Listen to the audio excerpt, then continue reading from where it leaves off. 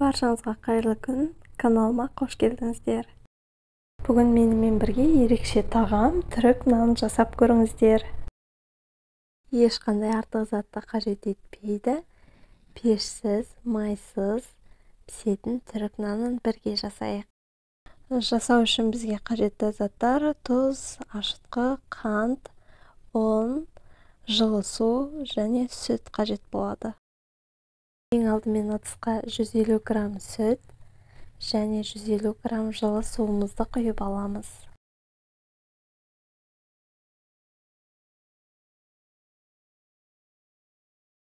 Ары қарай 1 шай қасық ашытқы, 1 шай қасық тұз, 1 шай қасық қантымызды салып, жақсылап араластырып алатын боламыз.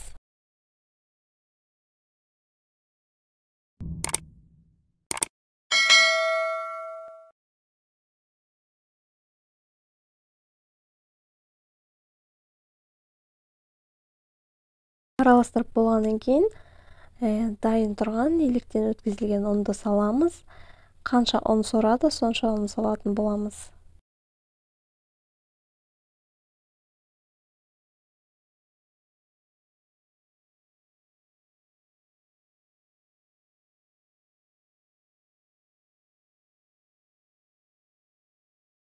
Жұмсақ қамыр илейміз.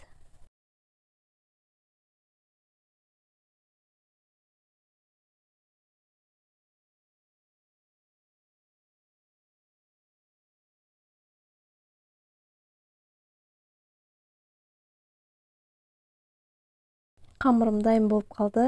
Мінекей, енді осыны жылы жерге жарты сағатқа қойып қоятын боламыз.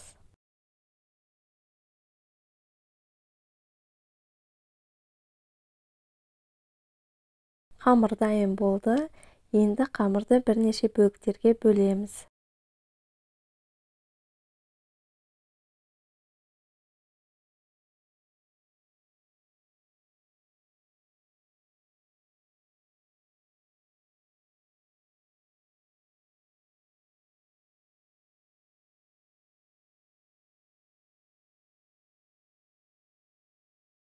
Бөлінген бөліктерді дөңгелетіп қойып шығамыз.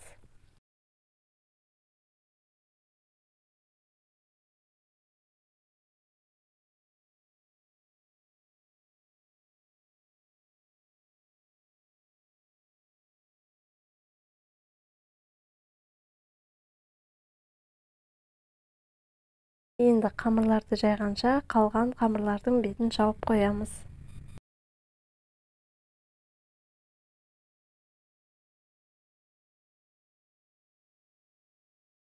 Барлығын дөңгелетіп жайып шығамыз.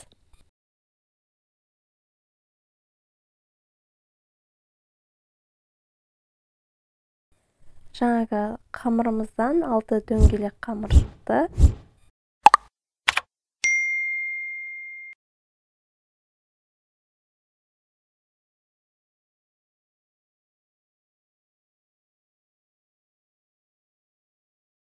Енді осы қамырларды табада пісіретін боламыз. Алдымен табаны қатты қыздырып аламыз. Табаға май жағып қажет емес. Қамырдың өзін ғана салатын боламыз.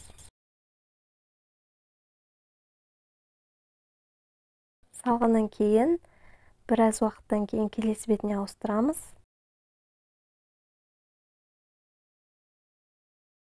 Мінекей, келесі бетіне аудардым. Осылай кезек-кезек аударып пісіріп аламыз.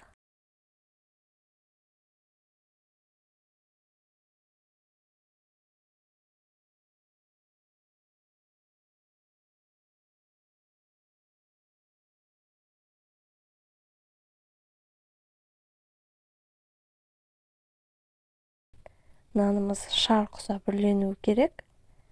Екі жағын осылай кезек-кезек басып, аударып отыратын боламыз.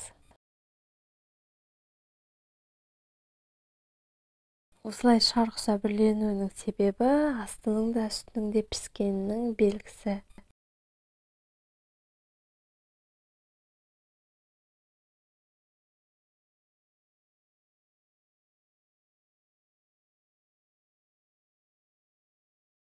Барлық нанымыз пісіп болды. Енді сыртын осылай майлап шығамыз. Сары майды ертіп, ішіне пияздың көк сабағын, аскөк немесе петрушка салсаңыздар болады. Өз қалауларыңыз бойынша. Бұл нанды жұмсартады және дәм беретін болады.